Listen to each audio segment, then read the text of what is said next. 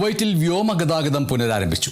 ചില അടിയന്തര സാഹചര്യങ്ങളുടെ അടിസ്ഥാനത്തിൽ ഇന്ന് പുലർച്ചെ 4:50 നിർത്തിവച്ച വ്യോമഗതാഗതം പുനരാരംഭിച്ചതായി directorate general authority of civil aviation Kuwait അറിയിച്ചു. വർദ്ധിച്ചുവരുന്ന ഇറാനിയൻ ആക്രമണങ്ങളുടെ പശ്ചാത്തലത്തിലാണ് നേരത്തെ ഗതാഗതം നിർത്തിവച്ചതെന്ന് DGCA അറിയിച്ചു.